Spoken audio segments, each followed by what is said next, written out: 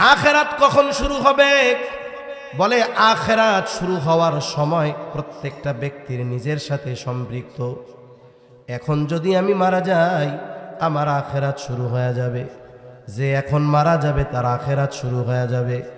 বলে এই মৃত্যুর পর থেকে নিয়ে একেবারে শেষ পর্যন্ত যত কিছু আছে সব কিছুর উপরে আমি ঈমান আনলাম। আর এই সব কিছুর মধ্যে অন্যতম গুরুত্বপূর্ণ বিষয় হলো কিয়ামত। কিয়ামত সংগঠিত হবে, কোনো সন্দেহ নাই, কারণ কিয়ামত সংগঠিত হবে এর ওয়াদা দিয়েছেন আল্লাহ। রাসূলগণ এই ওয়াদার সত্যায়ন করেছে। কিয়ামত সংগঠিত হবেই, তবে কখন সংগঠিত হবে? এই সংগঠিত হওয়ার সুনির্দিষ্ট সময় দুনিয়ার কেউ জানে না, একমাত্র যিনি জানেন তিনি কে? কেন জানেন? কারণ তিনি আলিমুল গায়েব, আল্লাহই আলিমুল গায়েব। দুনিয়ায় আর কেউ আলিমুল গায়েব আছে? নাই। আমাদের কিছু ভাই আছে, তারা বলে আল্লাহ যেমন আলিমুল গায়েব, নবীও আলিমুল গায়েব। নাউজুবিল্লাহ বলেন। নবীজি আলিমুল গায়েব না। নবীজি আলিমুল গায়েব না হওয়ার কারণে নবীজির সম্মান কমে যাবে না। আমাদের কিছু ভাই নবীকে মোহাব্বত দেখাতে গিয়ে যদিও নবীর সুন্নাত মানবে না, কিন্তু মৌখিক মোহাব্বত অনেক। আমার এই ভাইরা বলে, আমরা যারা বলি নবী আলিমুল গায়েব নয়, আমাদের বলে নবীর দুশ্মন, বকা দেয়, বিভিন্ন মন্দ কথা বলে। কিন্তু একের পর এক অনেক প্রমাণ দেওয়া যাবে। স্বয়ং নবীজির কথা নবীজি বলেন, আমি আলিমুল গায়েব না।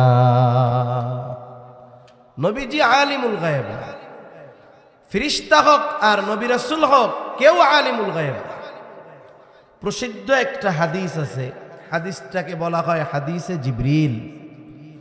আর এক নাম হলো উম্মুস সুন্নাহ। হাদিসে জিবরিল বলা হয় কারণ হলো জিবরাইল আলাইহিস সালাম সাহাবায়ে কেরামের উপস্থিতিতে মানবাকৃতিতে নবীজির সাথে সাক্ষাৎ করছেন, নবীজিকে কিছু প্রশ্ন করছেন। আর এই প্রশ্নগুলোর মধ্যে মূলত উদ্দেশ্য সাহাবায়ে কেরামকে দ্বীনের মৌলিক বিষয়গুলো শিক্ষা দেওয়া। জিবরাইল আলাইহিস সালাম আসছেন, লম্বা হাদিস হযরত ওমর রাদিয়াল্লাহু তাআলা আনহু থেকে বর্ণিত। জিবরাইল আলাইহিস সালামকে ওহীর বাহক রূহুল আমিন নবীজির কাছে আসছেন। সাহাবায়ে কেরাম চিনতে পারেন নাই। নবীর সাল্লাল্লাহু আলাইহি ওয়াসাল্লামের হাঁটুর সাথে হাঁটু লাগায়া বসছেন। এবার প্রশ্ন করা শুরু করছেন। এক নম্বরে প্রশ্ন করতেছেন, আখবিরনি আনিল ইসলাম, আপনি আমাকে ইসলামের ব্যাপারে খবর দেন। ইসলাম কি জিনিস আমারে বলেন। আমরা সবাই জানি, বলেন তো ইসলামের ভিত্তি কয়টা? আরো জোরে কয়টা? নবীজি ওই পাঁচটার কথা বললেন। জিবরাইল আলাইহিস সালাম সত্যায়ন করলেন, হ্যাঁ ঠিক বলছেন। দুই নাম্বার প্রশ্ন, আখবিরনি আনিল ঈমান, আমাকে ঈমানের ব্যাপারে খবর দেন। ঈমান কি জিনিস আমারে বলেন। নবীজি এবার ওই 6টা বিষয় বললেন। কোন 6টা? ঈমানে মুফাসসালে যেই 6টা বিষয় আমরা শিখছি, মুখস্থ আছে তো আমাদের সবার? আছে। এরপরে নবীজি সাল্লাল্লাহু আলাইহি ওয়াসাল্লামকে প্রশ্ন করা হলো,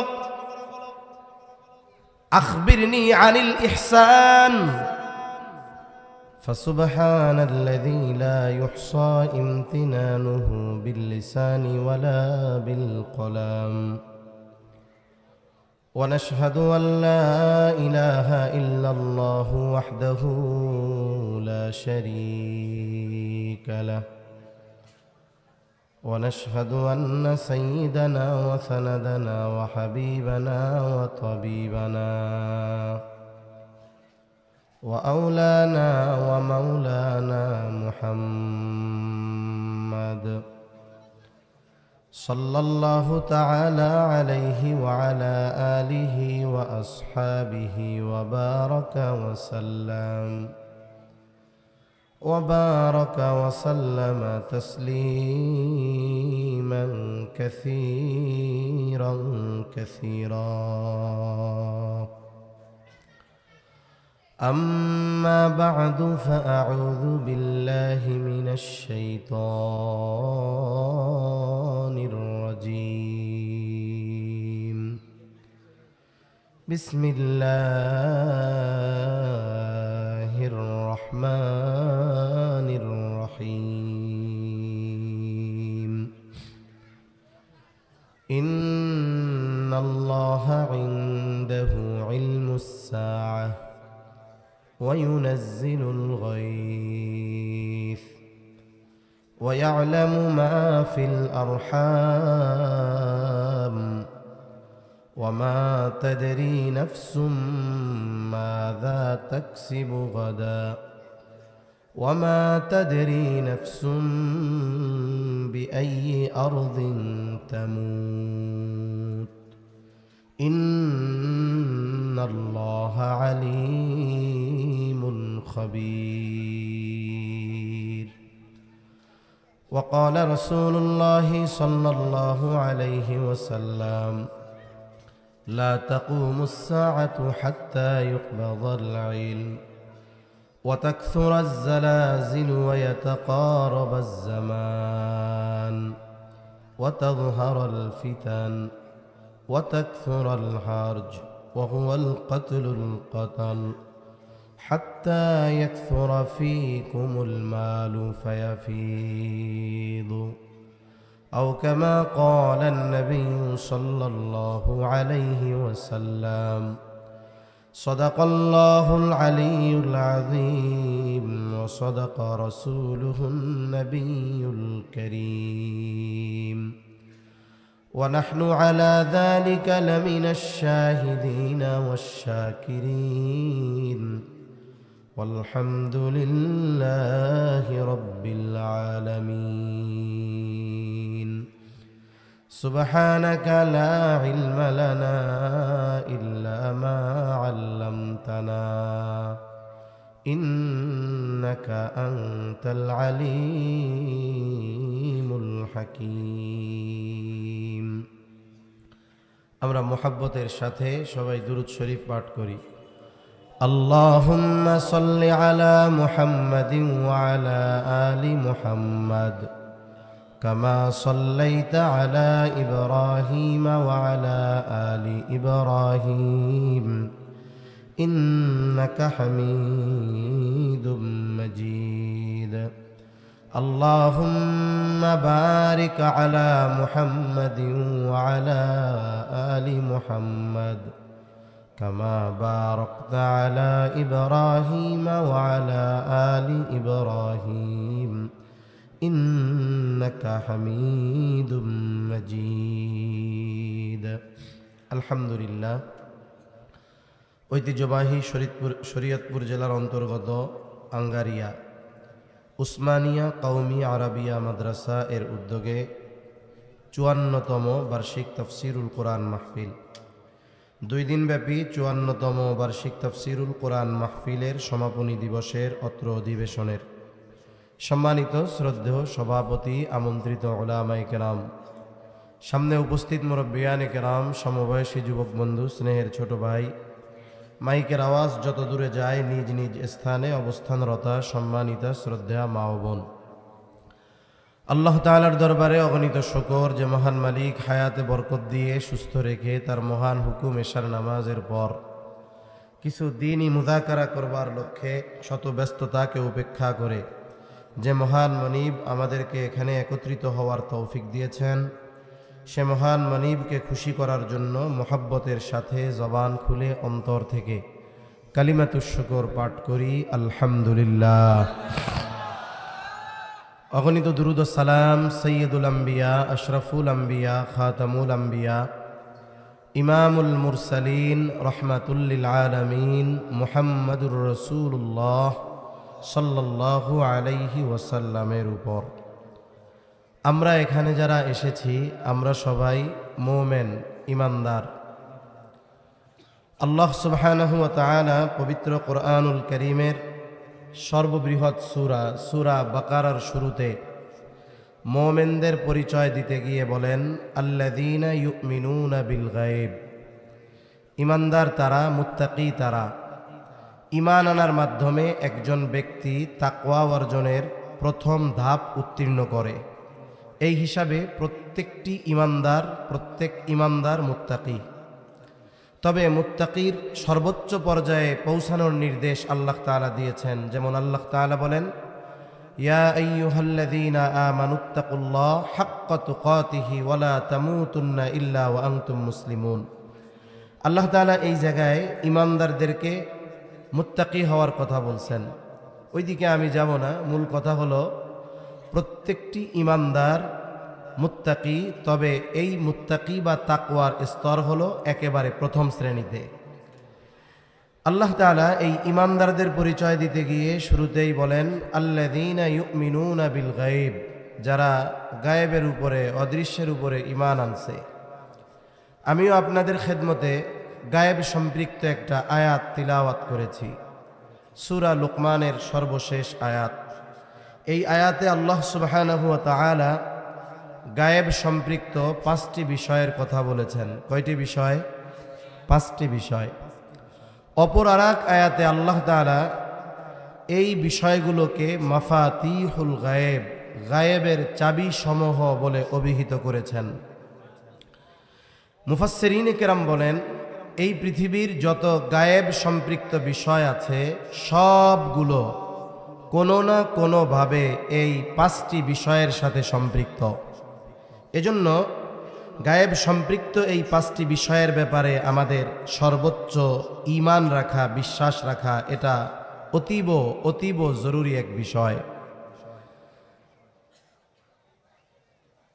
এই আয়াতের শুরুতেই আল্লাহ সুবহানাহু ওয়া তাআলা বলেন, ইন্নাল্লাহা ইনদাহু ইলমুস সাআহ, নিশ্চয়ই কিয়ামতের ইলম, কিয়ামত কখন সংগঠিত হবে এই সুনির্দিষ্ট সময়ের জ্ঞান, ইলম একমাত্র যার কাছে তিনি কে? আল্লাহ। কিয়ামত সংগঠিত হবে এ ব্যাপারে কোনো সন্দেহ নাই, কারণ কিয়ামতের ওয়াদা দিয়েছেন আল্লাহ, আর কিয়ামত সংগঠিত হবে এর সত্যায়ন করেছেন আল্লাহ প্রদত্ত সব নবী রাসূল। এবং এই কিয়ামতের উপরে বিশ্বাস রাখা এটা মুমিনের ঈমানের দাবি। যে অবিশ্বাস করে যে কিয়ামত বলে কিছু নাই, পরকাল বলে কিছু নাই, আমরা বলি তার ঈমানও নাই। যেমন ছোটবেলায় আমরা মক্তবে পড়তাম, মক্তবে আঙ্গারিয়া মাদ্রাসা, এটা প্রাচীন এবং প্রসিদ্ধ একটি মাদ্রাসা। কিন্তু আজ থেকে 25-30 বছর আগেও, 35 বছর আগেও প্রত্যন্ত অঞ্চলগুলোতে মাদ্রাসা ওইরকম ছিল না। মানুষ দিন যা শেখার মোটামুটি সুবাহি মক্তব, সকালবেলার মসজিদ ভিত্তিক মক্তবগুলো থেকেই শিখত। কারণ ওই সময় কেজি স্কুল ছিল না, কিন্ডারগার্টেন ছিল না। প্রাইমারি স্কুলগুলোতে ক্লাস 1-2তে যারা পড়তো এদের ক্লাস শুরু হইতো সকাল 10টায়, 10টা থেকে 12টা 1-2, 12টা থেকে 4টা 3-4-5। সকালবেলায় লম্বা একটা সময় আমরা মক্তবে থাকতাম। মুসলিম অভিভাবকেরা মক্তবের ব্যাপারে এতটা যত্নবান আর গুরুত্ব দিতেন যে সন্তানদের নামাজের জন্য না ডাকলেও সকালে মক্তবে না গেলে ছাড়তেন না। এখন নামাজের জন্য ডাকে না, কিন্তু মক্তবে না গেলে ছাড়তো না। কারণ কি? কারণ ওকে যে নামাজ পড়তে পাঠাবে মসজিদে, ও যে নামাজ পড়বে ওটা তো শিখতে হবে আগে মক্তবে গিয়ে। এজন্য আমাদের জাতীয় মসজিদের সম্মানিত খতিব, জগৎ বিখ্যাত আলেমে দিন আব্দুল মালিক সাহেব বারাকাল্লাহু ফি হায়াতি, সকলে বলি আমিন। হযরত বলেন এক মজলিসে যে আমারে জিজ্ঞাসা করা হয়েছে, ঈমান বড় না ইলম বড়? ঈমান বড় না ইলম বড়? তা হযরতের জবাবের সারমর্মটা এরকম, আসলে মূলত ঈমান যদি ঠিক রাখতে হয় ইলমের দরকার আছে। এখন একজন ব্যক্তির ঈমান ভঙ্গের কারণগুলোর ব্যাপারে তার জানা নাই, ওই ব্যাপারে তার ইলম নাই। এখন তার দ্বারা যদি ঈমান ভঙ্গের কোনো কারণ সংগঠিত হয়ে যায়, তার জানা নাই এটা ঈমান ভঙ্গের কারণ, কিন্তু তার দ্বারা সংগঠিত হয়ে গেছে, বলেন তো ঈমান নষ্ট হবে কি হবে না? হয়ে যাবে। এজন্য ইলমের গুরুত্ব অনেক। তা সকালবেলায় পাঠায় দেওয়া হতো, আমরা সবাই পড়তাম। কায়দা, আমপারা, সিপারা, বগদাদি কায়দা ছিল ওই সময়। ছুটি হওয়ার আধা ঘন্টা 20 মিনিট আগে কোরআন শরীফ পড়ুক, কায়দা পড়ুক আর সিপারা পড়ুক, সবাইকে এক জায়গায় জমা করা হইতো, একত্রিত করা হইতো। এই 20-25 মিনিট আধা ঘন্টা কি পড়াইতো আমাদের?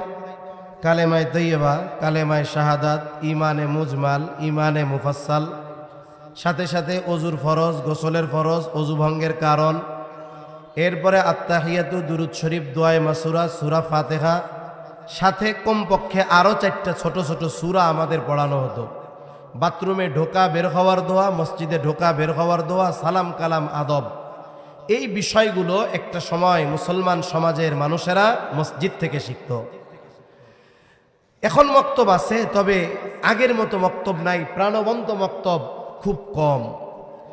তা এই কালিমাগুলোর মধ্যে একটা কালিমা আমরা পড়তাম, ইমানে মুফাসসাল। এটা হলো ইমানের ভিত্তি সমূহ এই কালিমার মধ্যে আছে।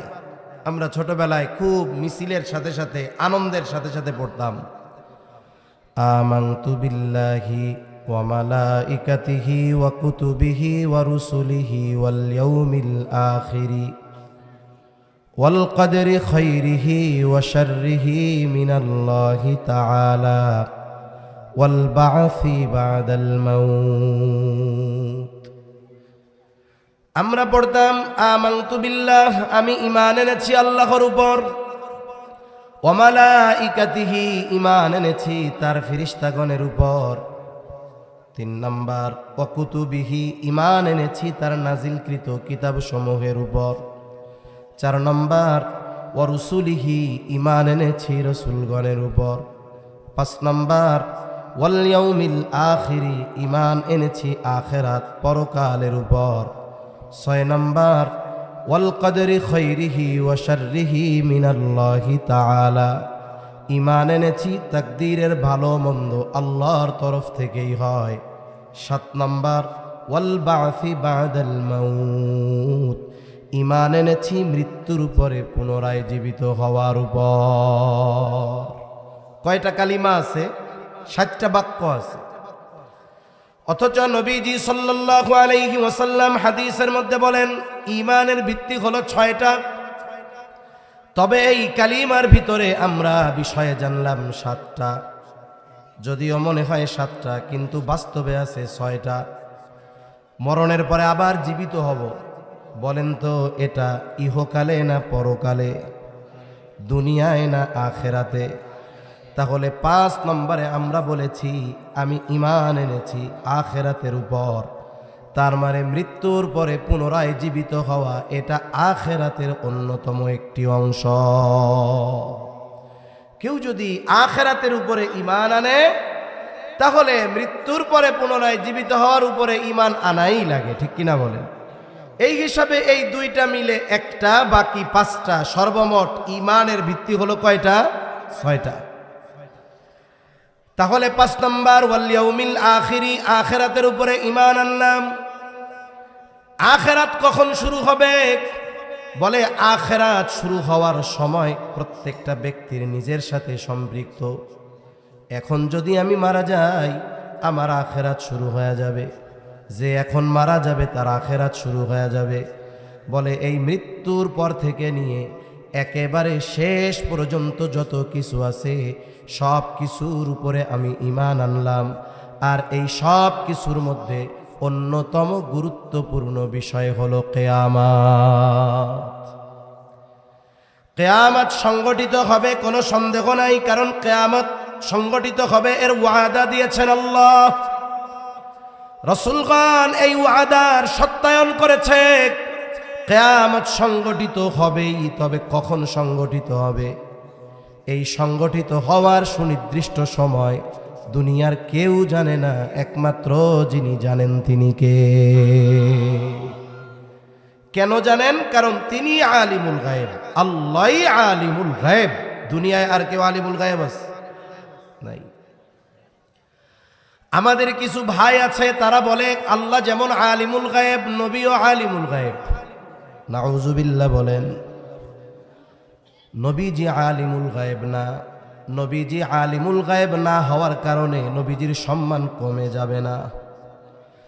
আমাদের কিছু ভাই নবীকে মোহাব্বত দেখাতে গিয়ে যদিও নবীর সুন্নাত মানবে না, কিন্তু মৌখিক মোহাব্বত অনেক।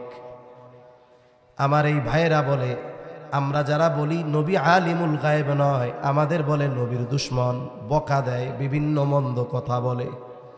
কিন্তু একের পর এক অনেক প্রমাণ দেওয়া যাবে, স্বয়ং নবীজির কথা নবীজি বলেন আমি আলিমুল গায়েব না। নবীজি আলিমুল গায়েব না। ফেরেশতা হোক আর নবী রাসূল হোক, কেউ আলিমুল গায়েব না। প্রসিদ্ধ একটা হাদিস আছে, হাদিসটাকে বলা হয় হাদিসে জিবরিল, আর এক নাম হলো উম্মুস সুন্নাহ। হাদিসে জিবরিল বলা হয় কারণ হলো জিবরাইল আলাইহিস সালাম সাহাবায়ে কেরামের উপস্থিতিতে মানবাকৃতিতে নবীজির সাথে সাক্ষাৎ করছেন, নবীজিকে কিছু প্রশ্ন করছেন। আর এই প্রশ্নগুলোর মধ্যে মূলত উদ্দেশ্য সাহাবায়ে কেরামকে দ্বীনের মৌলিক বিষয়গুলো শিক্ষা দেওয়া। জিবরাইল আলাইহিস সালাম আসছেন, লম্বা হাদিস হযরত ওমর রাদিয়াল্লাহু তাআলা আনহু থেকে বর্ণিত। জিবরাইল আলাইহিস সালামকে ওহীর বাহক রূহুল আমিন নবীজির কাছে আসছেন। সাহাবায়ে কেরাম চিনতে পারেন নাই, নবীর সাল্লাল্লাহু আলাইহি ওয়াসাল্লামের হাঁটুর সাথে হাঁটু লাগায়া বসছেন। এবার প্রশ্ন করা শুরু করছেন। এক নম্বরে প্রশ্ন করতেছেন, আখবিরনি আনিল ইসলাম, আপনি আমাকে ইসলামের ব্যাপারে খবর দেন, ইসলাম কি জিনিস আমারে বলেন। আমরা সবাই জানি, বলেন তো ইসলামের ভিত্তি কয়টা? আরো জোরে কয়টা? নবীজি ওই পাঁচটার কথা বললেন। জিবরাইল আলাইহিস সালাম সত্যায়ন করলেন, হ্যাঁ ঠিক বলছেন। দুই নাম্বার প্রশ্ন, আখবিরনি আনিল ঈমান, আমাকে ঈমানের ব্যাপারে খবর দেন, ঈমান কি জিনিস আমারে বলেন। নবীজি এবার ওই 6টা বিষয় বললেন। কোন 6টা? ঈমানে মুফাসসালে যেই 6টা বিষয় আমরা শিখছি, মুখস্থ আছে তো আমাদের সবার? আছে। এরপরে নবীজি সাল্লাল্লাহু আলাইহি ওয়াসাল্লামকে প্রশ্ন করা হলো, আখবিরনি আনিল ইহসান, ইহসান কি জিনিস, ইহসানের ব্যাপারে আমারে বলেন, খবর দেন। নবীজি সাল্লাল্লাহু আলাইহি ওয়াসাল্লাম জবাব দিলেন, আন তা'বুদাল্লাহা কাআন্নাকা তারাহু ফাইন লাম তাকুন তারাহু ফাইন্নাহু ইয়ারাকা, যে তুমি এমন ভাবে ইবাদত করবা তুমি কেমন যেন আল্লাহকে দেখতেছো। যদি এমনটা না হয়, আল্লাহ তাআলা যে আমাকে আপনাকে দেখেন, এ ব্যাপারে কোনো সন্দেহ আছে নাকি? এ বিশ্বাস তো থাকতেই হবে যে আমার রব আমাকে দেখতেছে, এ ব্যাপারে কোনো সন্দেহ নাই। এরপরে নবীজি সাল্লাল্লাহু আলাইহি ওয়াসাল্লামকে প্রশ্ন করা হলো, আখবিরনি আনিস সাআহ, আমাকে কিয়ামতের ব্যাপারে খবর দেন, কিয়ামত কখন সংগঠিত হবে। প্রশ্ন করতেছে রূহুল আমিন, জবাব দিচ্ছেন রহমাতুল লিল আলামিন। নবীজি এই প্রশ্নের জবাবে বললেন, মাল মাসউলু আনহা বিআলামা মিনাস সাইল, এই ব্যাপারে যাকে প্রশ্ন করা হয়েছে তিনি প্রশ্নকারীর চাইতে বেশি জানেন না। দুইজন তো দুইজনরে চিনে নাকি? কেমন যেন নবীজি বলতেছে, ভাই জিবরিল, এই যে প্রশ্ন করছেন এর উত্তর আমি যেমন জানি না আপনিও জানেন না। তাহলে কিয়ামত কখন সংগঠিত হবে নবীজি জানেন, জিবরাইল আলাইহিস সালাম জানেন, একমাত্র জানেন কে? কেন জানেন? তিনি আলিমুল গায়েব, এই জন্য তিনি জানেন। নবীজি সাল্লাল্লাহু আলাইহি ওয়াসাল্লাম এই হাদিসের মধ্যে 2টা আলামতের কথা উল্লেখ করেছেন। একটা নিয়ে আমরা একটু কথা বলি। যখন বলা হলো যে আমারে কিছু আলামতের খবর দেন, আলামত বলেন, নবীজি 1 নম্বরে বললেন, আংতালিদাল আমাতু রব্বাতাহা, দাসী তার মনিবকে প্রসব করবে।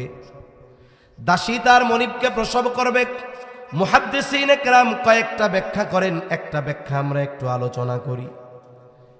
ইউরোপিয়ান যেই কালচার, পাশ্চাত্য কালচার, পশ্চিমাদের যেই কালচার সংস্কৃতি, সভ্যতার মুখোশে সর্বোচ্চ অসভ্যতার নোংরামিওর মধ্যে ভরা। ওই কালচার আমদানি করার অপচেষ্টা কিন্তু আমাদের দেশে একদল লোক চালায়া যাচ্ছে।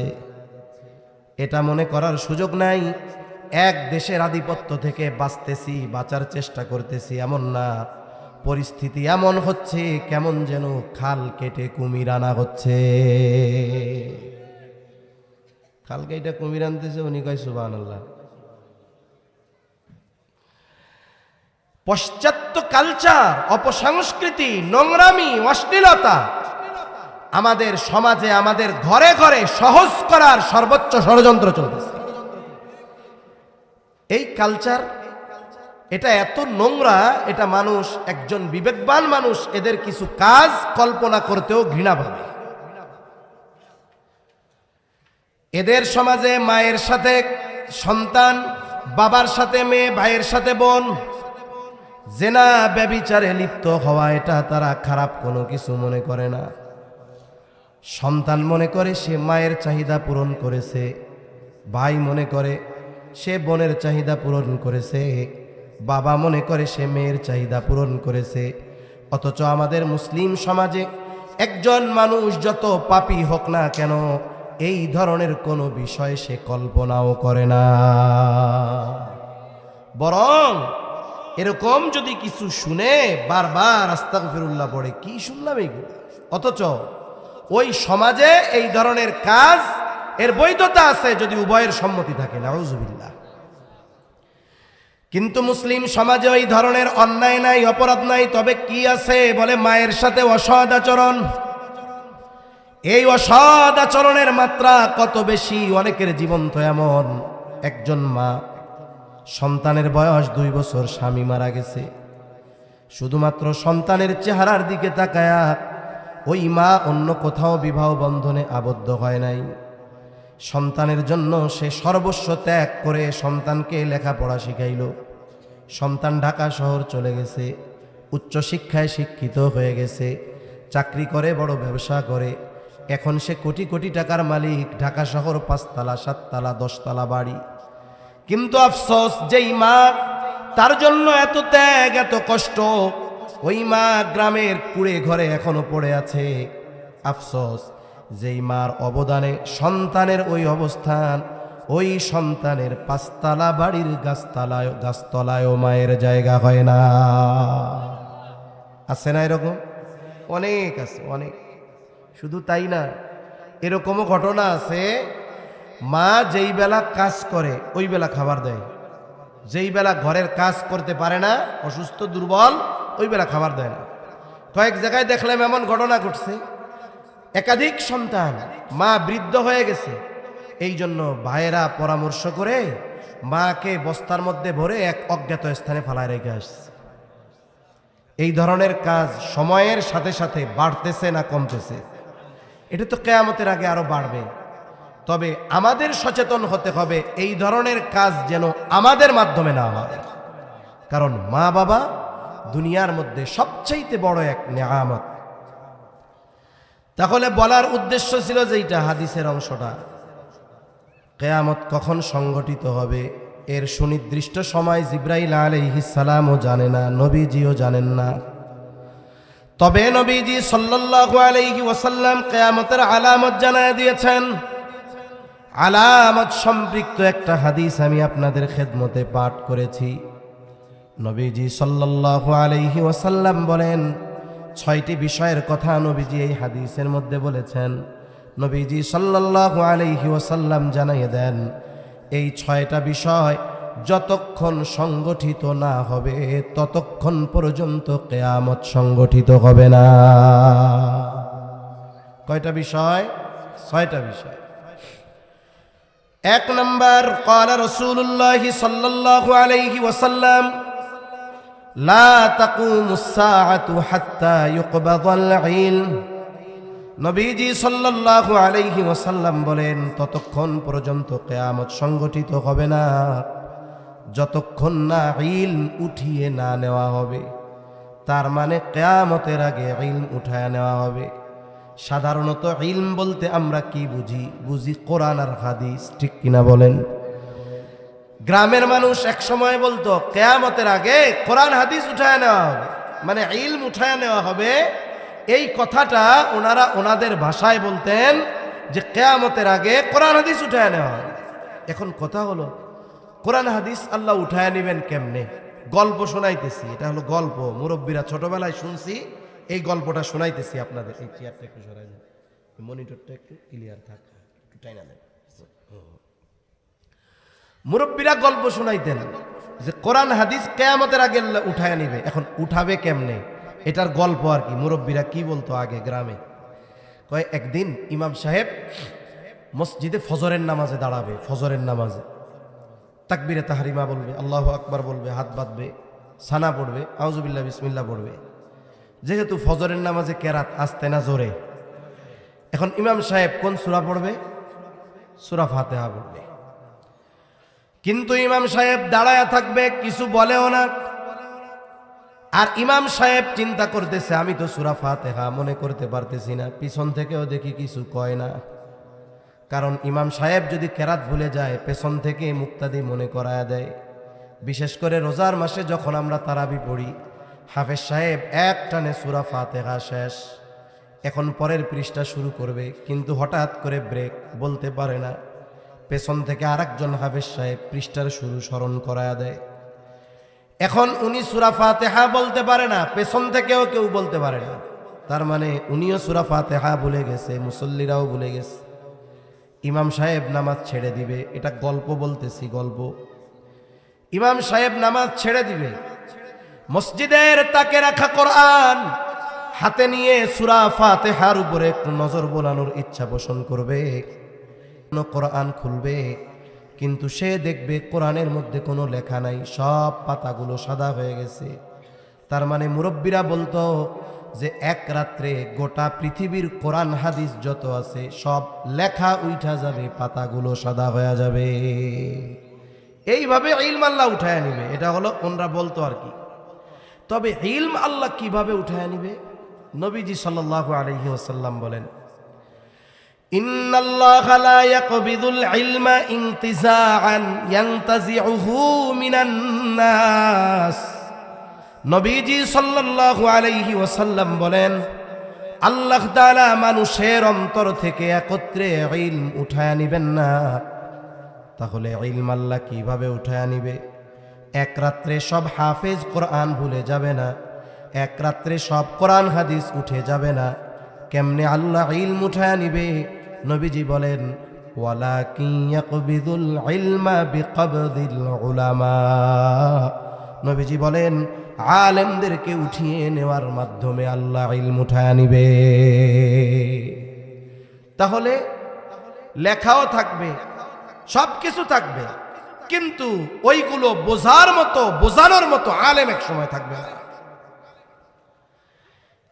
এখন তো আরো সময়ের সাথে সাথে কোরআন হাদিসের পৃষ্ঠা কত সুন্দর, ছাপাগুলো চকচকে, পৃষ্ঠাগুলো ঝকঝকে, তাই না? অথচ অবস্থা কি? মসজিদগুলো পাকা, মুসল্লিগুলো কাঁচা।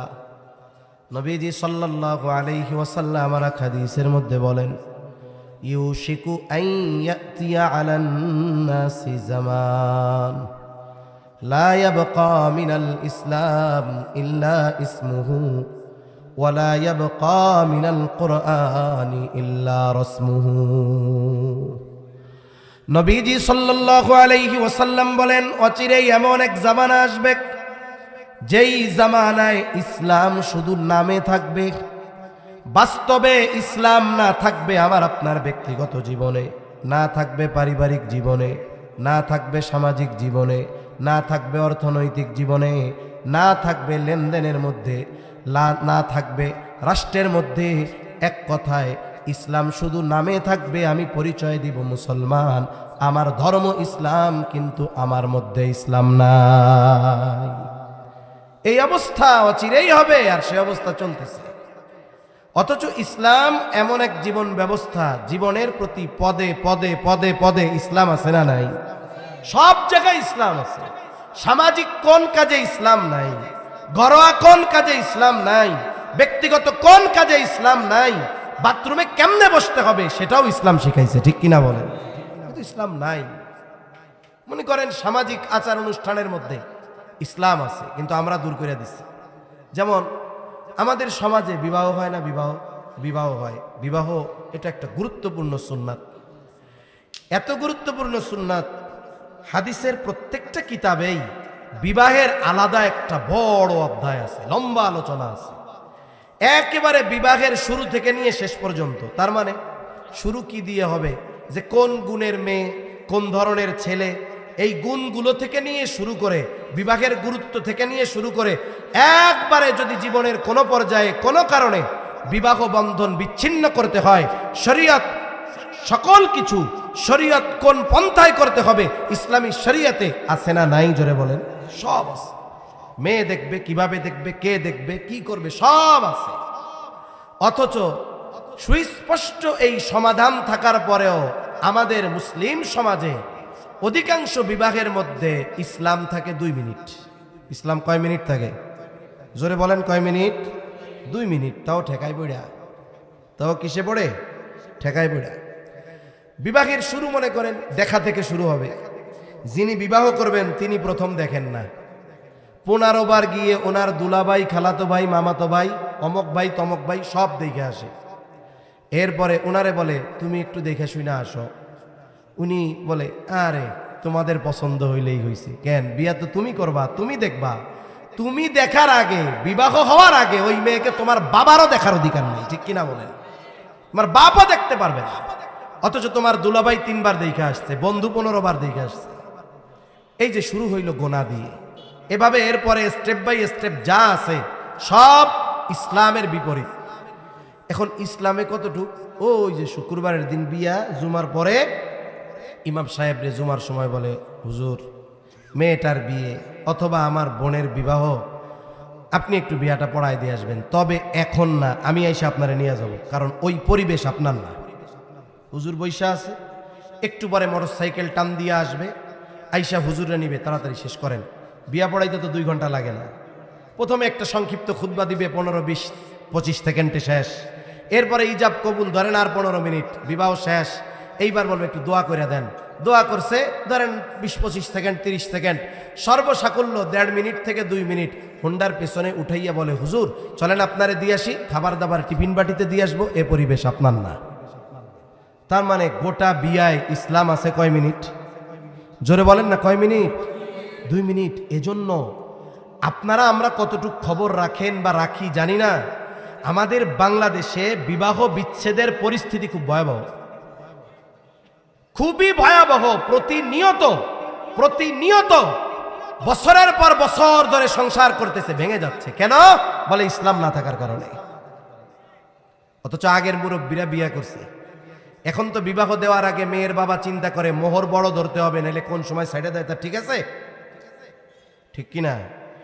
বেশি করে ধরতে হবে, উসুল হোক আর না হোক পরের কথা, থাকতে হবে কাগজে কলমে। অথচ অনেক মুরব্বী আছে অল্প কয়েক টাকায় দেন মোহর, কিন্তু 60 বছর পার হয়ে গেছে, ঠিক কিনা বলেন? এখনো আল্লাহ মোহাব্বত রাখছে। তা কোন কথার থেকে গেলাম, যে ইসলাম নামে থাকবে, বাস্তবে ইসলাম থাকবে না। আমাদের ব্যক্তিগত জীবন থেকে নিয়ে কোথাও ইসলাম নাই। এমন কি যতটুকু ইসলাম ব্যক্তিগতভাবে মানার সুযোগ আছে ওইটুকু আমরা মানি না। আমরা বাহানা দিব কি, রাষ্ট্রীয়ভাবে ইসলাম প্রতিষ্ঠা হোক, এরপরে পুরোপুরি ইসলাম মানব। কিন্তু রাষ্ট্রীয়ভাবে হওয়ার আগে আমার উপরে যতটুকু মানা জরুরি এইটুকু তো আমাকে মানতে হবে, ঠিক কিনা কোন? এরপরে নবীজি বলেন ওয়ালা ইয়াবকা মিনাল কোরআন ইল্লা রাসমুহু, কোরআন শুধু লেখায় থাকবে, বাস্তবে কোরআনের আমল থাকবে না। আমল এক পাশে রাখেন, এখন তো কোরআনের তিলাওয়াতটাও নাই। একটা সময় ছোটবেলা আমরাও দেখছি, যতটুকু স্মরণ আছে, তখন তো কারেন্ট ছিল না এলাকায়। এশার নামাজের একটু পরপর সবাই ঘুমায়া যাইত। সুবহে সাদিকের সময় মহিলারা আগে ঘুম থেকে উঠে যাইত, উঠান ঝাড়ু দিত। অনেকের বাড়ির সামনে দিয়ে রাস্তা থাকতো, এটারে কইতো বাহির বাড়ি। ওই সুবহে সাদিকের আগে রাস্তাটাও ঝাড়ু দিয়ে পরিষ্কার করে ফেলতো। এরপরে বাড়ির পুরুষ মানুষদের উঠায়া দিত। কেউ যদি সময় থাকতো তাহাজ্জুদ আদায় করত। আজান দিলে প্রস্তুতি নিয়ে অজু করে জরুরত সেরে মসজিদে চলে যাইত। আর এই দিক দিয়া মহিলারা আগে আগে অজু করে পবিত্র হয়ে নামাজ শেষ করে কোরআন তিলাওয়াত করে ওই মসজিদের মুসল্লিদের জন্য অপেক্ষায় থাকতো, নাস্তা নিয়া, হালকা নাস্তা। এবার মুসল্লি মসজিদ থেকে নামাজ কালাম পড়ে বাড়ি আসতো, হালকা চা নাস্তা করে কোরআনটা নিয়ে বসে যাইতো। ওই সময় যেই বাড়ির পাশ দিয়েই সকালবেলায় পথিক পথ চলতো, প্রত্যেকটা বাড়ির থেকে গুনগুন কোরআনের তিলাওয়াতের আওয়াজ আসতো। শুদ্ধ হোক আর ভুল হোক, কমপক্ষে পড়তো, পৃষ্ঠাগুলোর উপর দিয়ে হাতটারে বুলায় আনত। কিন্তু এখন কোরআনের বাইন্ডিং অনেক সুন্দর হয়েছে, ছাপাগুলো চকচকে, পাতাগুলো ঝকঝকে, 4 কালারের। ইদগাম এই জায়গায় 1 কালার, ইখফা এখানে আরেক কালার, কত সুন্দর। ওয়াটারপ্রুফ পাতা, কত সুন্দর। কিন্তু আফসোস, আমল তো বহুদূর, আমাদের ঘরগুলোতে এখন কোরআনের তিলাওয়াত নাই। অনেকের অবস্থা তো এরকম, 10 বছর আগে একজন মরছিল, ওই দিন কোরআন বের করছে, অপেক্ষায় আছে আবার কে মরে ওই দিন বের করবে। এর মধ্যবর্তী সময় কোরআন খুব সযতনে রাখা আছে না নাই? আবার আফসোস, আমলও করি না, পড়িও না, ওইটারে মোহাব্বত করি না। অবস্থা কি? বিভিন্ন জায়গায় সফরের সুবাদে অনেক মসজিদে নামাজ পড়ার সুযোগ হয়। মসজিদের ভিতরে ঢুকলাম, কত সুন্দর মসজিদ, টাইলস করা। প্রত্যন্ত অঞ্চলে এমনও মসজিদ আছে, মসজিদগুলো টাইলস করা, নিচে মার্বেল, এসিও লাগানো আছে, কত সুন্দর ব্যবস্থাপনা। কিন্তু আফসোস, মসজিদের তাকে কোরআনগুলো ওর উপরে টিকটিকি আর তেলাপোকা পায়খানা করে রাখছে, পরিষ্কার করার সুযোগ হয় না। আমল তিলাওয়াত বহুদূর, একটু কোরআনকে সম্মান করবে, ভালোবেসে একটা গ্লাভ দিয়ে মুড়ায় রাখবে, এটাও রাখে না। এই কোরআন তো আমাদের সম্মানকে সমুন্নত করবে। আর এই কোরআনকে যদি আমরা সম্মান না করতে পারি, কোরআনের হক যদি আদায় না করতে পারি, তাহলে এই কোরআনের কারণে আমাদেরকে অপমানিত হতে হবে। কোরআন হলো এমন এক কিতাব, এটা যেমন সম্মানিত করে, ওরকম লাঞ্ছিত, অপমানিত করতে পারে। তাহলে বলতেছিলাম যে আল্লাহ তাআলা কিয়ামতের আগে ইলম উঠায় নিবে। কেমনে নিবে? এক রাত্রে কোরআন হাদিস আল্লাহ উঠায় নিবেন না, বরং আলেমদেরকে উঠায় নেওয়ার মাধ্যমে আল্লাহ ইলম উঠায় নিবে। সমকালীন কাছাকাছি সময় আমাদের যেই মুরব্বীরা দুনিয়া থেকে চলে গেছেন, আকাবিরারা চলে গেছেন, শাইখুল ইসলাম আল্লামা শাহ আহমদ শফি রহমাতুল্লাহি আলাইহি, এই মাদ্রাসার অন্যতম মুরব্বী, সকলের সেরে তাজ আল্লামা নূর হুসাইন কাসেমি রহমাতুল্লাহি আলাইহি, আল্লামা জুনাইদ বাবু নগরী রহমাতুল্লাহি আলাইহি, মুফতি আব্দুস সালাম চাটগামী রহমাতুল্লাহি আলাইহি, কাছাকাছি সময়ের যারা, বলেন তো, যে চলে গেছে তার পদ ঠিকই পূর্ণ হয়েছে, কিন্তু তার মতো ইলমের শূন্যতা পূর্ণ হয়েছে নাকি? এটা হয় নাই, এটা হবে না। ধারাবাহিকতার সাথে সাথে কমতে থাকবে। সময়ের সাথে সাথে বুঝমান আলিমদেরকে আল্লাহ উঠায় নিবেন। একটা সময় কি হবে, ওই রকম কোরআন হাদিসের গভীর পাণ্ডিত্য অর্জন করে নেওয়ালা ব্যক্তিরা থাকবে না, মুত্তাকি আলেমরা থাকবে না। তখন জাহেলরা তাদেরকে সমাজের মানুষ ধর্মীয় নেতা হিসাবে গ্রহণ করবে। এরপরে কি হবে? ফতোয়া জিজ্ঞাসা করবে, ও ফতোয়া দিবে, ও ফতোয়া গ্রহণ করে আমল করবে। এই উভয়টাই গুমরাহ হবে। এজন্য আমাদের কি দরকার? প্রথমত দরকার, আমি আপনি মানি আর না মানি, জেনারেল মানুষ মানুক আর না মানুক, অনুধাবন করুক আর না করুক, কিয়ামত আমাদের থেকে দূরে থাকার অন্যতম কারণ আমাদের এই মুরব্বী উলামায়ে কেরাম। ওনারা আছেন, ওনাদের কারণে আল্লাহ তাআলা কিয়ামতকে ত্বরান্বিত করে রাখছেন। এখন ওনারা আসতেছেন কোন জায়গা থেকে? বলে এই মাদ্রাসাগুলা থেকে। এজন্য এই মাদ্রাসা উলামায়ে কেরাম আমাদের কল্যাণকামী। মাদ্রাসা থাকবে, দারস তাদরিস থাকবে, এখান থেকে আলেম হবে, আলেম দুনিয়ায় থাকবে, আল্লাহ তাআলা কিয়ামতকে আমাদের থেকে দূরে রাখবে।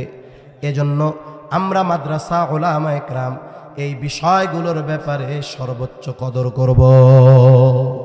আর যেই সমস্ত মুরব্বীরা বেঁচে আছেন, ওনাদের জন্য আল্লাহ তাআলার কাছে নেক হায়াত কামনা করব। কারণ ওনাদের অবস্থান যত দীর্ঘ সময় হবে, আমাদের থেকে কিয়ামত তত দূরে থাকবে। তাহলে নবীজি 1 নম্বর বলেন, লা তাকুমুস সাআতু হাত্তা ইউকবাদাল ইলম। কিয়ামত ততক্ষণ পর্যন্ত সংগঠিত হবে না যতক্ষণ না ইলম উঠিয়ে না নেওয়া হবে। 2 নম্বর, নবীজি সাল্লাল্লাহু আলাইহি ওয়াসাল্লাম বলেন, ওয়া তাকসুরুজ জালাজিলু। কিয়ামতের আগে জালজালা বেড়ে যাবে। অতিরিক্ত ঝালঝালা হবে, ভূমিকম্প হবে, ভূমিধস হবে। বিজ্ঞানীরা বলে পৃথিবীতে প্রতিনিয়ত ভূমিকম্প হয়, সব সময় হয়। তবে ভূমিকম্পের মাত্রা কম থাকার কারণে এটা আমরা অনুধাবন করি না। আমরা অনুধাবন করতে পারি কখন? বলে ভূমিকম্পের মাত্রা যখন একটু বাড়ে। এই পৃথিবীতে 2, 2.5, 3 মাত্রার ভূমিকম্প সব সময় হয়। তবে 7, 8 এই ধরনের বড় মাত্রার ভূমিকম্প 5 সেকেন্ড 6 সেকেন্ড হয়। অনেক সময় বলে না ভূমিকম্পের মাত্রা কত ছিল, বলে রিক্টার স্কেল ছিল 7.5। বলে ভূমিকম্পের মেয়াদকাল কত ছিল, বলে 7 সেকেন্ড ছিল। এই 7 সেকেন্ডের নড়াচড়ায় কি হয়, এই যে কিছুদিন আগে তুরস্কে ভূমিকম্প হয়েছে, কয়েক বছর আগে, উঁচু উঁচু বিল্ডিংগুলো তছনছ হয়ে পড়ে গেছে। আফগানিস্তানে হয়েছে, হাজার হাজার মানুষ মারা গেছে। কিছুদিন আগে থাইল্যান্ড আর মায়ানমার সীমান্তে হয়েছে, বড় বড় অত্যাধুনিক বিল্ডিংগুলো এরকম বাতাসের মতো নড়ছে। এগুলো কিয়ামতের আগে আরো বাড়বে। বিজ্ঞানীরা বলে আমরা পৃথিবীর উপরিভাগে বসবাস করি। আমরা যে উপরিভাগে বসবাস করি এগুলো বিভিন্ন খণ্ডে বিখণ্ডে বিভক্ত। এগুলোর এক একটাকে বলা হয় এক একটা প্লেট, টেকটনিক প্লেট বলে। এগুলো নড়াচড়া করে, নড়াচড়া সব সময় করে। যখন বেশি হয় তখন ওই যে ভূমিকম্পের মাধ্যমে মানুষের ক্ষতি হয়, জানমালের ক্ষতি হয়। আর যখন স্বাভাবিক কম নড়ে, সব সময় নড়ে, কিন্তু এর দ্বারা ক্ষতি হয় না, মানুষ অনুধাবন করতে পারে না। কিন্তু সময়ের সাথে সাথে ভূমিকম্প বাড়বে, আরো বেশি হবে। এখন জাগতিক বিষয়গুলো দিয়ে সব কিছু বিশ্লেষণ করা ইমানদারের কাজ না। কারণ ভূমিকম্প এটা একটা জাগতিক বিপর্যয়, জাগতিক মুসিবত। ইমানদার তো এই জাগতিক মুসিবত হওয়ার কারণটাকে কোরআন সুন্নাহর আলোকে বিশ্লেষণ করে। তাহলে এই জাগতিক বিপর্যয় কেন হয়?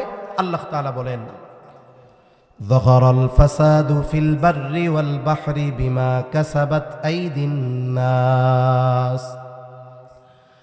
আল্লাহ রাব্বুল আলামিন বলেন, জলে স্থলে যত রকমের বিপর্যয় সংঘটিত হয় এগুলো মানুষের হাতের কামাই। পানিতে কি হয়? বলে সিডর, আইলা, লাইলা, জলোচ্ছ্বাস, সুনামি, এগুলো সব পানিতে হয়। স্থলে কি হয়? বলে ভূমিকম্প, ভূমিধস, অতিবৃষ্টি, অনাবৃষ্টি, অতি খরা, এগুলো জমিনের বিপর্যয়। স্থলের বিপর্যয় হোক আর পানির বিপর্যয় হোক, আল্লাহ তাআলা বলেন এগুলো হলো সব মানুষের হাতের কামাই। তাহলে এই যে ভূমিকম্প হয় এগুলো মূলত আমাদের পাপের কারণে হয়।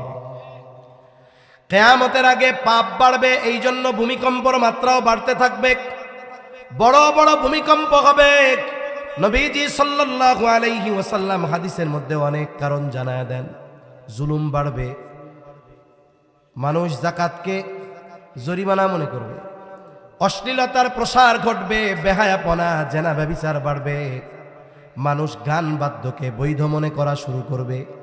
এই ধরনের পাপগুলো যখন সমাজে সংগঠিত হতে থাকবে, বেশি বেশি হতে থাকবে, ভূমিকম্প বাড়তে থাকবে, তাহলে বোঝা গেল কিয়ামতের আগে ভূমিকম্প বাড়বে। বাড়ার মূল কারণ কি? বলে পাপ বাড়বে। ঠিক আছে, পাপও বাড়বে, তবে আমাদের দ্বারা যেন এই ধরনের পাপ না হয়। আল্লাহ আমাদের হেফাজত করুক, বলি আমিন। 3 নাম্বার, নবীজি সাল্লাল্লাহু আলাইহি ওয়াসাল্লাম বলেন, ওয়ায়াতাকারাবাজ জামান, কিয়ামতের আগে সময় নিকটবর্তী হয়ে যাবে। মুহাদ্দিসিনে কেরাম বলেন উদ্দেশ্য হলো সময় বরকত শূন্য হয়ে যাবে।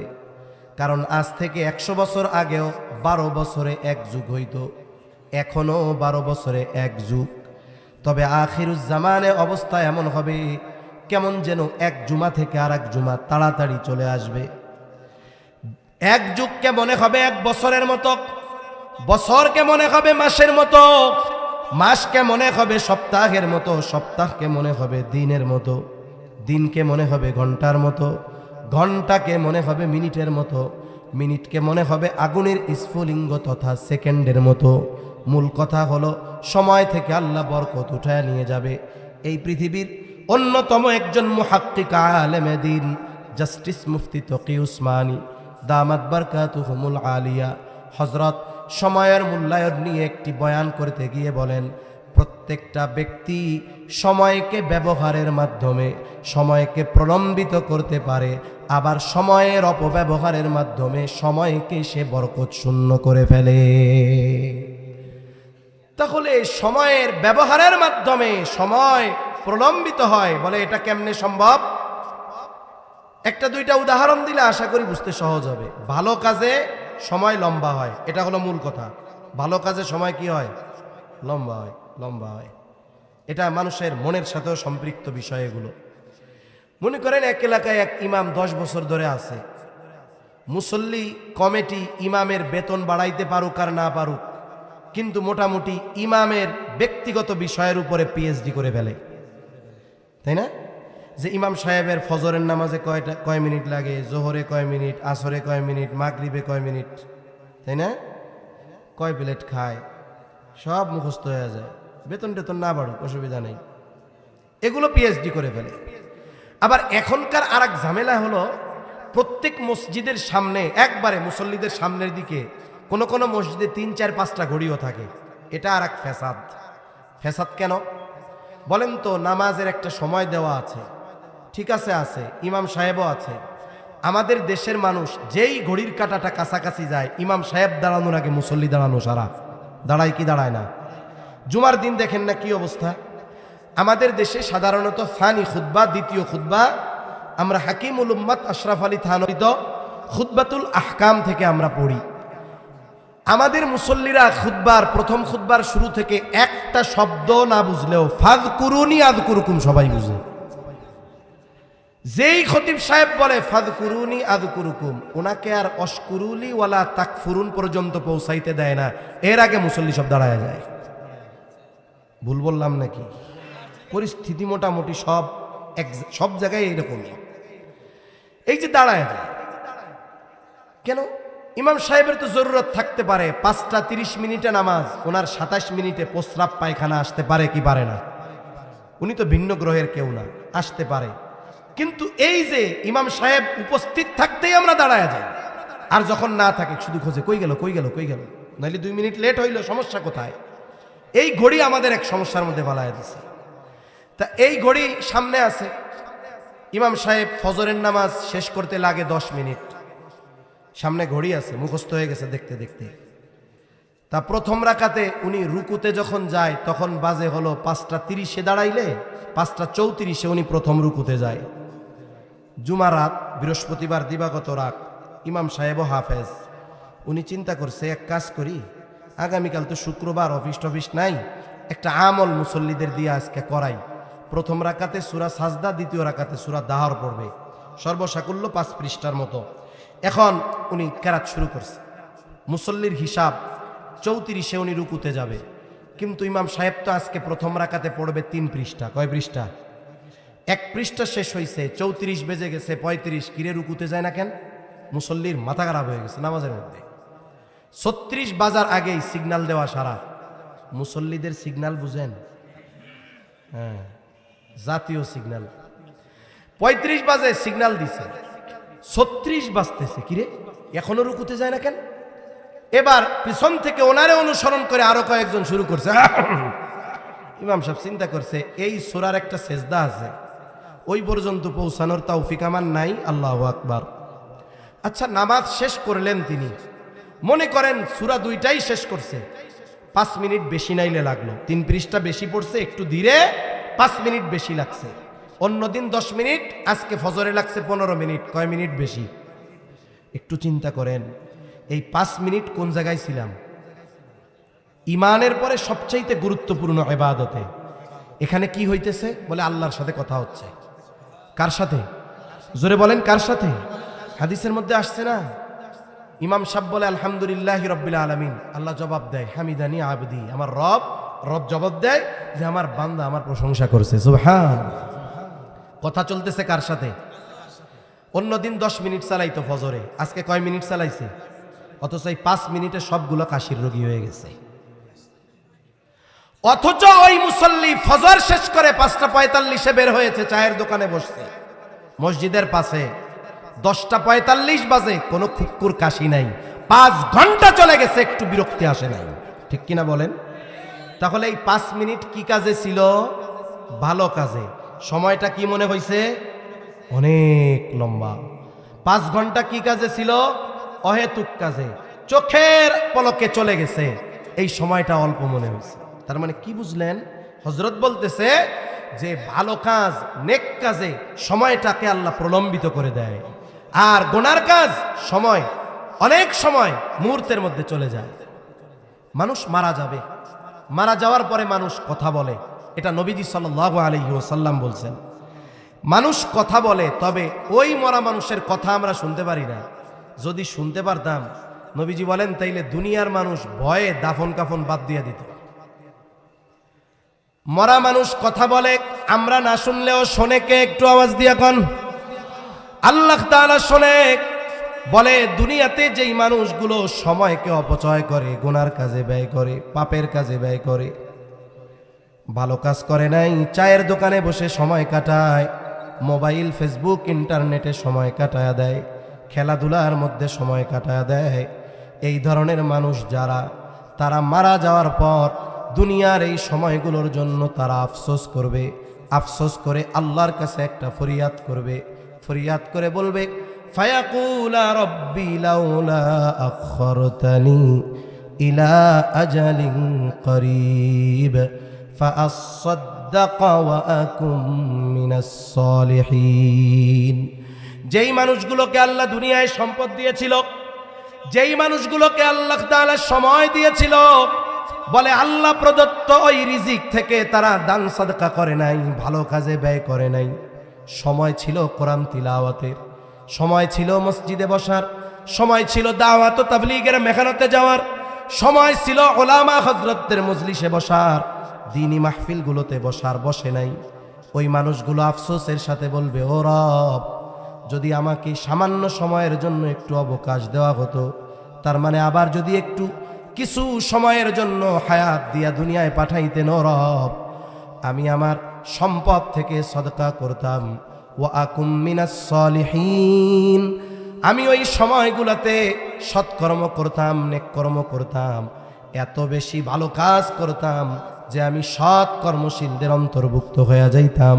বলেন তো, মৃত্যুর পরে ওই ব্যক্তি আল্লাহ তাআলার কাছে যত আবেগ দরদ নিয়ে সামান্য সময়ের জন্য দুনিয়ায় আসার সুযোগ চাওক না কেন, আল্লাহ তাআলা 1 সেকেন্ডের জন্য তাকে অবকাশ দিবে নাকি?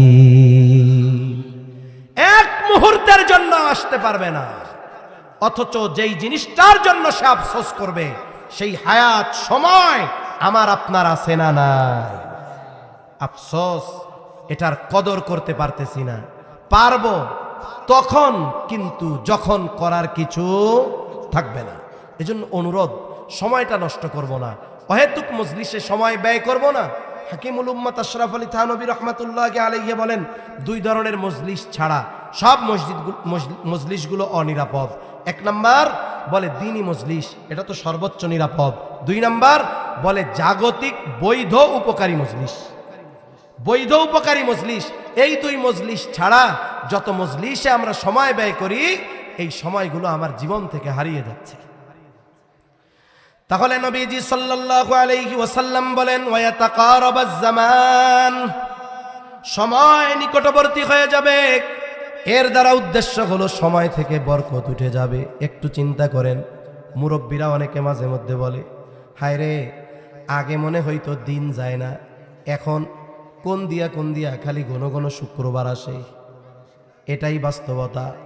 আগের মানুষের সময়ের বরকত ছিল। একটু চিন্তা করেন, সদর সাহেব হুজুর রহমাতুল্লাহি আলাইহি, উনি কি পরিমাণ লিখনির খেদমত করছে, লেখছে না? অনেক হাজার হাজার পৃষ্ঠা উনি লেখছে। এখন তো লেখার কত সুবিধা, এখন হাতে টাইপ করা যায়, বলে তাও দরকার নাই, খালি মুখ দিয়া বলবে, টপ টপ করে কম্পিউটারে উঠে যাবে। কিন্তু ওই জামানায় এখনকার মতো দ্রুত গতিতে চলার মতো কলম ছিল না, কলম বানায় লেখা লাগতো, কত ঝামেলা। এরপরেও চিন্তা করেন, সদর সাহেব হুজুর রহমাতুল্লাহি আলাইহি কত দিনই খেদমত করেছেন, দেশব্যাপী কত মাদ্রাসা হযরতের। এরপরেও ওই শত ব্যস্ততার মধ্যে উনি যা লিখে গেছে, আমরা আমাদের গোটা হায়াতে ওটা পড়েও শেষ করতে পারি না। এত লিখতে পারছে কেমনে? এত খেদমত কেমনে হয়েছে? বলে ওনার হায়াত তো আর 300 বছর ছিল না, পারল কেমনে? বলে ওই হায়াতের মধ্যে বরকত দিয়ে দিয়েছেন কে? আর আমাদের হায়াতে বরকত নেই, সব শেষ। এজন্য সময়গুলো ভালো কাজে কাটাবো তো ইনশাআল্লাহ। আল্লাহ তৌফিক দান করেন। 4 নাম্বার, নবীজি সাল্লাল্লাহু আলাইহি ওয়াসাল্লাম বলেন ওয়াতাযহারাল ফিতান, ফিতনা প্রকাশ পাবে। এর দ্বারা উদ্দেশ্য মুহাদ্দিসিনে কেরাম বলেন দাজ্জালের ফিতনা। এই উম্মতের জন্য সবচাইতে বড় ফিতনা দাজ্জালের ফিতনা। দাজ্জালের আবির্ভূত না হওয়া পর্যন্ত কিয়ামত সংগঠিত হবে না। নবীজি উম্মতের প্রতি বড় রহম দিল, এই ফিতনা থেকে যেন উম্মত বাঁচতে পারে। এই জন্য নবীজি আমল শিখাইয়া দিয়েছেন। সেই আমল হলো সূরা কাহাফের আমল। কোন সূরা? জোরে বলেন। যার সুযোগ আছে জুমার দিন সূরা কাহাফ পুরাটা পড়বে, যার সুযোগ নাই কমপক্ষে প্রথম 10 আয়াত পড়বে। যদি সে নিজে না পড়তে পারে, জুমার দিন যদি আশেপাশের এলাকার হয়, মসজিদের ইমাম সাহেবকে যদি বলে, ইমাম সাহেব জুমার দিন সূরা কাহাফের আমল আছে, কমপক্ষে 10 আয়াত, আমরা তো পড়তে পারি না, এক কাজ করেন আমাকে একটু প্রথম 10 আয়াত পড়ে শোনান। 1 পৃষ্ঠারও কম। উনি যদি হাফেজ হয়, যদি শুদ্ধতার সাথে একটু দ্রুততার সাথে পড়ে, শুদ্ধ সহ 1 মিনিট সর্বোচ্চ লাগবে। বলেন তো ইমাম সাহেব কি বলবে নাকি না এটা আমি পারবো না? বলবে। সমস্যা হলো আমাদের, আমরা মুসল্লি যারা, আমি যে পারি না এটা ইমামরে জানতে দিতে চাই না। বুঝেন নাই? মানে অনেক সময় গল্প মনে আসে, কইতে মন চাই না কই। এক মসজিদ আছে ঢাকার মধ্যে, সাভার থানায়, এলাকার নাম আর দরকার নাই। ওই মসজিদের কমিটি খুব তেড়া, যেই ইমামই আসে কয়দিন পরে এতে চলে যায়। কিন্তু আর একজন ইমাম আসছে, এটার বছর পার হয়ে যায়, এটা আর যায় না, ওটা শাহেনশার মতো আছে ওই জায়গায়। তা একদিন আমি ওনারে জিজ্ঞাসা করছি, পরিচিত মানুষ আমার, কি ভাই সবাই খালি ঘন ঘন জায়গা, আপনি যান না কেন? কয় সিস্টেম আছে। কি সিস্টেম? কয় আমি আইসাই পরের দিনই মুসল্লি সবগুলারে নিয়ে বসছি, জেরে বেটাদের বেশি পেটার পেটার করে খেয়াল করছি, একটারে দাঁড়া করাই দোয়াই কুনুত কন, সূরা ফাতিহা কন। এখন যেটি বেশি বড় বড় করে ওইটাই এসে আমার কাছে খালি মেও মেও করে।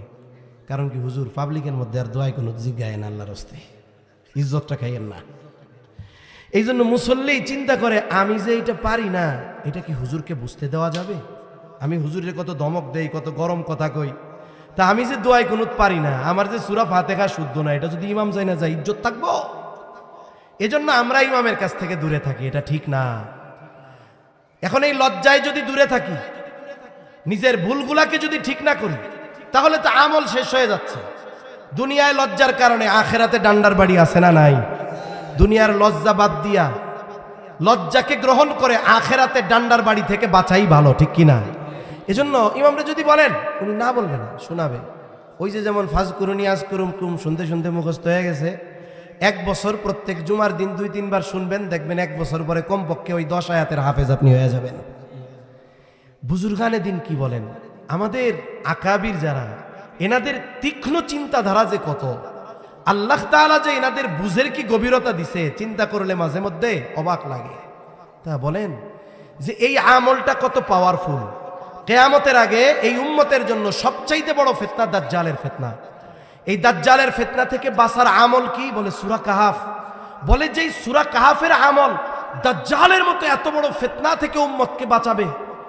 দাজ্জাল আসার আগে একের পর এক এই উম্মতের উপরে হাজারো ফিতনা আসবে। এই যে কাদিয়ানি ফিতনা, এরকম ফিতনা এক একটা আছে না? হিজবুত তাওহীদের ফিতনা আছে না? একের পর এক ফিতনা আসবে। সত্য হক বাতিল পার্থক্য করা কঠিন হবে।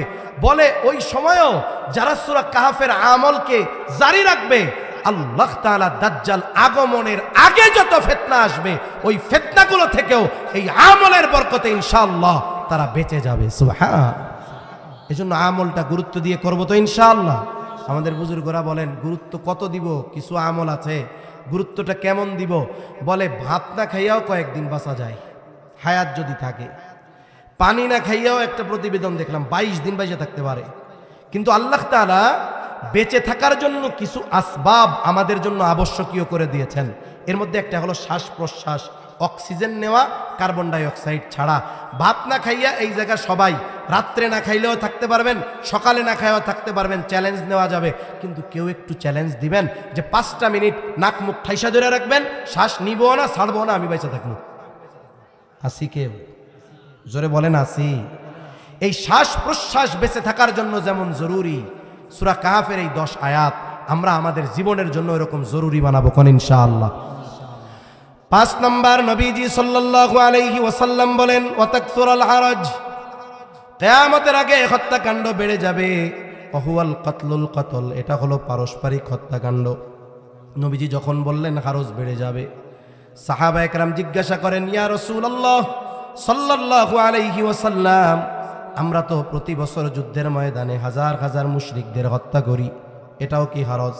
নবীজি বললেন, না, এটা হারজ নয়। হারজ হলো পারস্পরিক তথা মুসলমানদের নিজেদের মধ্যে হত্যাকাণ্ড বাড়বে, প্রতিবেশী প্রতিবেশীকে হত্যা করবে। আরেক বর্ণনায় আসছে, নবীজি প্রতিবেশীর হকের কথা বর্ণনা করতে গিয়ে বলেন, কিয়ামত ততক্ষণ পর্যন্ত সংগঠিত হবে না যতক্ষণ না এক প্রতিবেশী অপর প্রতিবেশীকে হত্যা করবে। প্রতিবেশীর হকের বিষয়টা কত কঠিন, যে প্রতিবেশীর সাথে খারাপ আচরণ, এই ধরনের হত্যাকাণ্ড সংগঠিত হওয়া, এটা কিয়ামতের আলামত। অথচ আমি গ্রামের মানুষ, তো শহরে থাকি কিন্তু গ্রামের মানুষ, কিন্তু এমন কোনো পরিবার নাই যেই পরিবারের সাথে পাশের প্রতিবেশীর দ্বন্দ্ব নাই। হাজারে একটা দুইটা পাওয়া যাবে কিনা আমি জানি না, কিন্তু সবার আছে। হুজুর হোক, মুসল্লি হোক, যা হোক তা হোক, কোনো না কোনোভাবে দ্বন্দ্ব আছেই প্রতিবেশীর সাথে। এই বিষয়টা আমাদের দূর করতে হবে। নবীজি সাল্লাল্লাহু আলাইহি ওয়াসাল্লাম প্রতিবেশীর হকের ব্যাপারে বলেন, জিবরাইল আলাইহিস সালাম আমাকে প্রতিবেশীর হকের ব্যাপারে এত গুরুত্ব দিচ্ছিল, আমি মনে করছি তো মনে হয় এর ওয়ারিশ বানায় দেওয়া হবে, অথচ সেই প্রতিবেশীর সাথে আমাদের ভালো সম্পর্ক নাই। নবীজি বলেন, প্রতিবেশী প্রতিবেশীকে হত্যা করবে, চাচা ভাতিজাকে হত্যা করবে, ভাই ভাইকে হত্যা করবে। বলেন তো সময়ের সাথে সাথে এই ধরনের হত্যাকাণ্ড বাড়তেছে না কমতেছে? এই পৃথিবীতে আমরা তো চিন্তা করি গোটা পৃথিবীতে মুসলমানেরা মাজলুম। গোটা পৃথিবীতে যদি দৈনিক 100 মুসলমান হত্যা করে কাফেররা, কথার কথা, কাফেরদের দ্বারা যদি মুসলমান হত্যার শিকার হয় 100, কয়শো? তাহলে দৈনিক গোটা পৃথিবীতে এক মুসলমানের দ্বারা অপর মুসলমানের হত্যাকাণ্ড সংগঠিত হয় মিনিমাম 1000। তার মানে মুসলমানদের কাফেররা বেশি মারে না মুসলমানরা বেশি মারে? এই যে পারস্পরিক হত্যাকাণ্ড বাড়ছে, ব্যক্তিগত কারণে, পারিবারিক কারণে, সামাজিক কারণে, রাজনৈতিক কারণে, অর্থনৈতিক কারণে, আধিপত্য বিস্তারের কারণে, জমি জমার দ্বন্দ্ব নিয়া, কিছু কিছু জেলা আছে লুডু খেলা নিয়া, লাগে কি লাগে না?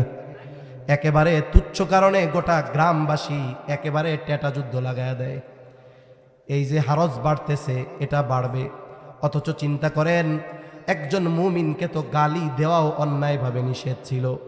নবীজি সাল্লাল্লাহু আলাইহি ওয়াসাল্লাম বলেন, সিবাবুল মুমিনি ফুসুকুন ওয়া কিতালুহু কুফর, মুমিনকে গালি দেওয়া ফাসিকি, হত্যা করা কুফরি।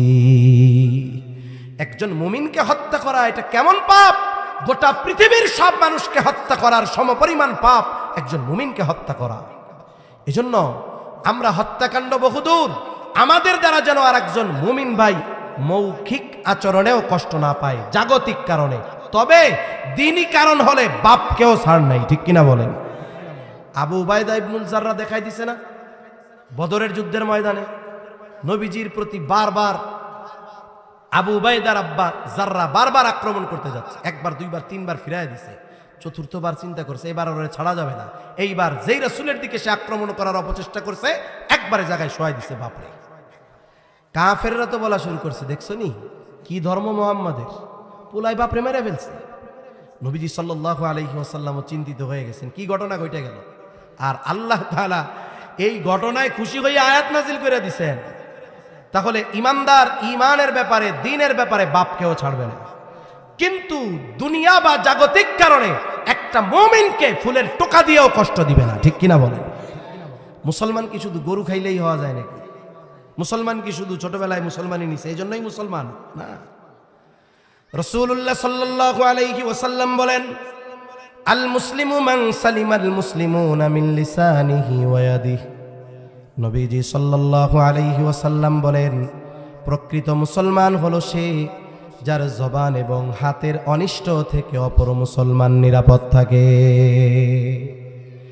এখন আমি আমার মুসলমান ভাইকে বকা দেই জাগতিক কারণে, আমি মুসলমান ভাইয়ের গীবত করি, আমি মুসলমান ভাইয়ের ব্যাপারে অপবাদ দেই, আমি মুসলমান ভাইকে বকা দেই, বলে আমি অনেক ইবাদত করতে পারি, তাহাজ্জুদ গুজার হতে পারি, বড় আবেদ হতে পারি, কিন্তু আমি প্রকৃত মুসলমান হতে পারি নাই। নবীজি সাল্লাল্লাহু আলাইহি ওয়াসাল্লামের কাছে দুইজন মহিলার কথা আসছে।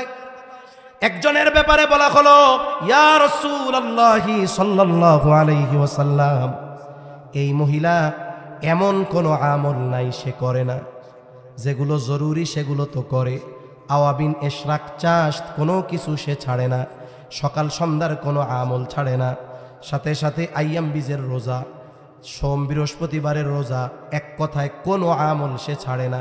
কিন্তু সমস্যা একটা, তার প্রতিবেশীর সাথে একটু খারাপ আচরণ করে। আরেকজন মহিলা বলে, যা না করলে নয় তার বেশি করে না, ফরজ ওয়াজিব সুন্নাতে মুআক্কাদা এর বাইরে আর সে নাই। তবে এই মহিলা তার প্রতিবেশীর সাথে ভালো আচরণ করে। এই দুইজনের মধ্যে কে উত্তম? ওই যে আবেদা, যে বেশি বেশি ইবাদত করে, নবীজি তার কথা বলেন নাই, বরং নবীজি বললেন যেই মহিলা তার প্রতিবেশীর সাথে ভালো আচরণ করে ওই মহিলাই হলো উত্তম মহিলা। তাহলে প্রকৃত মুসলমান হওয়ার জন্য ইবাদত যতটুক জরুরি ওটা তো লাগবেই, এরপরে লাগবে আখলাক। এরপরে কি লাগবে? আখলাক। আমাদের চরিত্র পরিশুদ্ধ করা দরকার, উত্তম আচরণকারী হওয়া দরকার, ভালো ব্যবহার করা দরকার। মানুষের সাথে ভালো ব্যবহার, উত্তম আখলাক, এটা মিজানে সবচাইতে ওজন হবে। নবীজিকে জিজ্ঞাসা করা হচ্ছে, মিজানে তো ওজন দেওয়া হবে আমাদের আমলগুলো, সবচাইতে ওজন হবে কোন আমল? নবীজি সাল্লাল্লাহু আলাইহি ওয়াসাল্লাম নামাজের কথা বলেন নাই, রোজা হজ যাকাতের কথা বলেন নাই। নবীজি সাল্লাল্লাহু আলাইহি ওয়াসাল্লাম বলেন, মিজানে সবচাইতে ওজন হবে উত্তম চরিত্র। 6 নম্বর, নবীজি সাল্লাল্লাহু আলাইহি ওয়াসাল্লাম বলেন, হাত্তা ইয়াকসুরা ফীকুমুল মালু ফায়াফিদু, মানুষের সম্পদ এত বাড়বে যে সম্পদ উপচায়া পড়বে। মুহাদ্দিসিনে কেরাম বলেন, এটা হবে ঈসা আলাইহিস সালামের সময়, উনি যখন দাজ্জালকে হত্যা করবে। রাসূলুল্লাহ সাল্লাল্লাহু আলাইহি ওয়াসাল্লামের এই দিন প্রসারের কাজে উনি নিয়োজিত হবেন, গোটা পৃথিবীতে তিনি পৌঁছায়া দিবেন, দিন পৃথিবীর আনাচে কানাচে পৌঁছায়া যাবে। এমন অবস্থা হবে গোটা পৃথিবীর কোনো জায়গায়ও একজন বেঈমান থাকবে না। সারা পৃথিবীতে সবাই ইমানদার, তাও পাক্কা, ভেতরে কোনো নেফাকি থাকবে না, একেবারে পাক্কা মুমিন, মুত্তাকি মুমিন। আর আল্লাহ তাআলার ওয়াদা, যদি ইমানদার আর মুত্তাকি হয় তাহলে কি হবে? আল্লাহ বলেন, ওয়ালাউ আন্না আহলাল কুরা আমানু ওয়াত্তাকাউ লাফাতাহনা আলাইহিম বারাকাতিম মিনাস সামাই ওয়াল আরদ। আল্লাহ তাআলা বলেন, যদি ওই জনপদের অধিবাসীরা ঈমান আনে আর মুত্তাকি হয়ে যায়, লাফাতাহনা আলাইহিম বারাকাতিম মিনাস সামাই ওয়াল আরদ, আল্লাহ বলেন অবশ্যই আমি তাদের জন্য আসমান এবং জমিনের বরকতের দরজা সমূহ খুলে দিব। এত পরিমাণ বরকত হবে, মানুষ এত সম্পদের মালিক হবে, মানুষের মন চাইবে যে হায়রে যদি একটু সাদকা করতে পারতাম, হায়রে যদি একটু দান করতে পারতাম।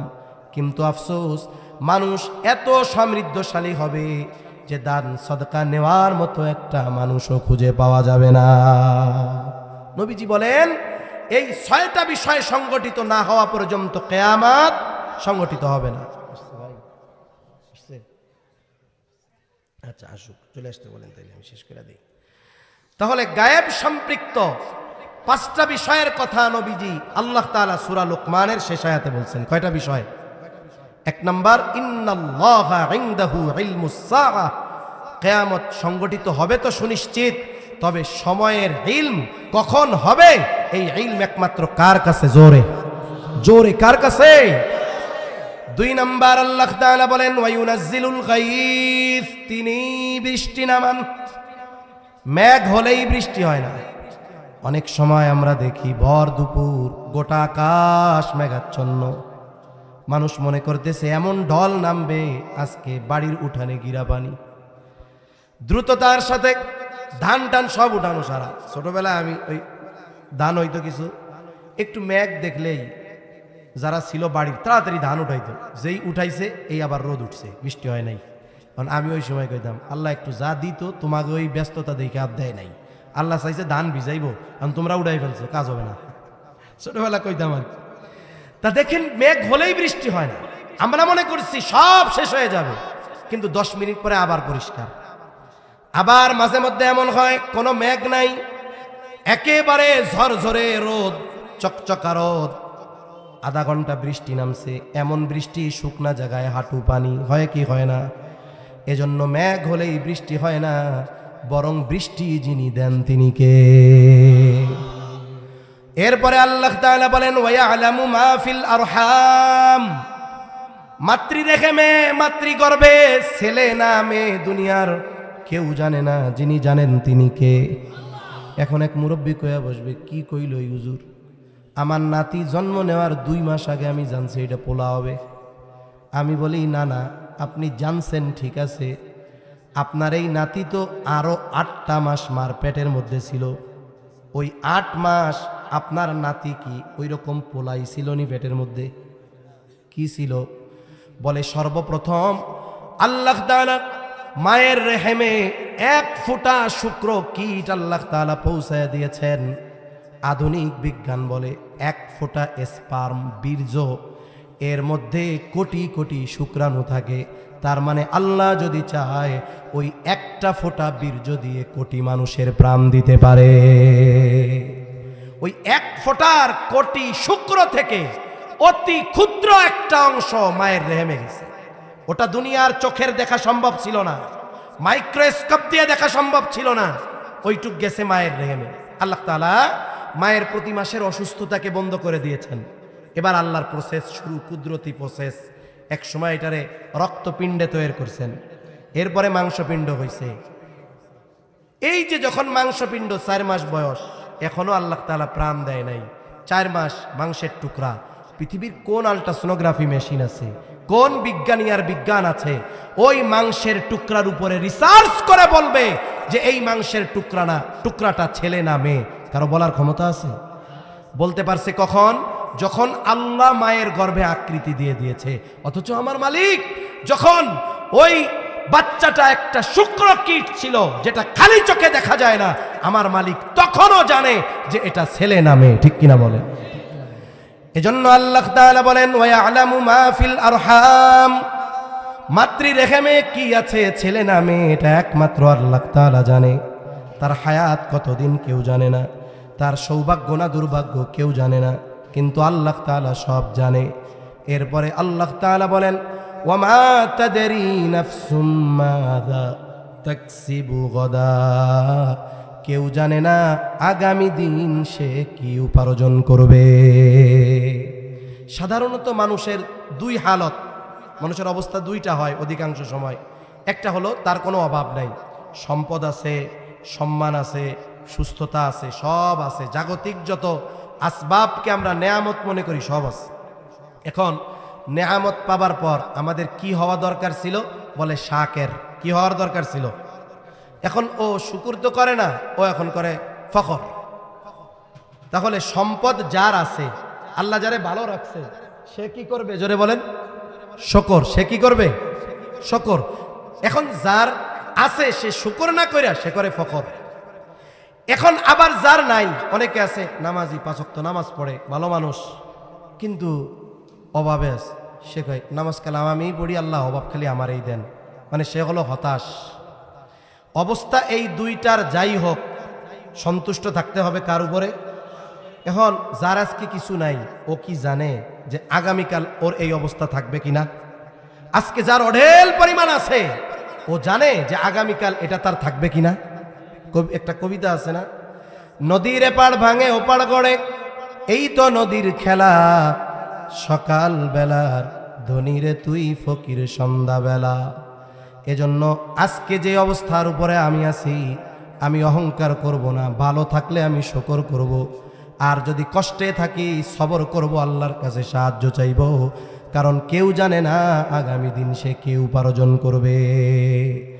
এরপরে আল্লাহ তাআলা বলেন, ওমা তাদরি নাফসুম বিআই আরদিন তামুত, কেউ জানে না কোন জমিনে তার মৃত্যু হবে। আমাদের মৃত্যুর স্থান এবং সময় সুনির্ধারিত, তবে আমরা জানি না, যিনি জানেন তিনি কে? আল্লাহ তাআলা। যার মৃত্যু যে জায়গায় লেখা, নবীজি বলেন যদি কোনো প্রয়োজন তার ওই জায়গা নাও থাকে, আল্লাহ তাআলা প্রয়োজন সৃষ্টি করে তাকে ওই জায়গায় নিয়ে যায়। আপনাদের শরীয়তপুরের অনেক মানুষ বিদেশে আছে না, ইটালি আছে, অন্যান্য দেশে আছে, যারা যায় প্রবাসে, এরা কি মরার নিয়তে যায়? এরা যায় একটু সচ্ছলতা অর্জনে, টাকা পয়সা উপার্জন করতে, পরিবারের মুখে হাসি ফুটাতে, কিন্তু ওই জায়গায় যেয়ে মারা যায়। প্রতিদিন এয়ারপোর্টে লাশ আসে। কেন? বলে ওই জায়গায় আল্লাহ তার শুধু রিজিক লিখে রাখছে তা না, মৌতটাও আল্লাহ ওই জায়গায় লিখে রাখছে। প্রয়োজন কি? রিজিক নিয়ে গেছে ওই জায়গায়, ওই জায়গায় আল্লাহ তাআলা মৌত সেট করে রাখছে। এজন্য আমরাও জানি না যে এখান থেকে আমরা বাসায় যেতে পারবো কিনা, আগামী দিনের সূর্যোদয় আমরা দেখতে পারবো কিনা। কোনো নিশ্চয়তা আছে? কোনো নিশ্চয়তা নাই। এজন্য যেহেতু এই সময়টা একমাত্র আল্লাহ তাআলা জানে, আমরা যদি বুদ্ধিমান হই তাহলে কি করা দরকার? বলে এই মৃত্যুর জন্য সর্বহালতে নিজেদের প্রস্তুত রাখা দরকার। আমি যদি এখনই মারা যাই, আমার আখেরাত যেন সুন্দর হয়। আমি যদি কাল মারা যাব, যদি হায়াত শেষ হয়ে থাকে, আমার যেন আখেরাত সুন্দর হয়। এই প্রস্তুতির আলোকে আমরা যদি জীবন গড়তে পারি,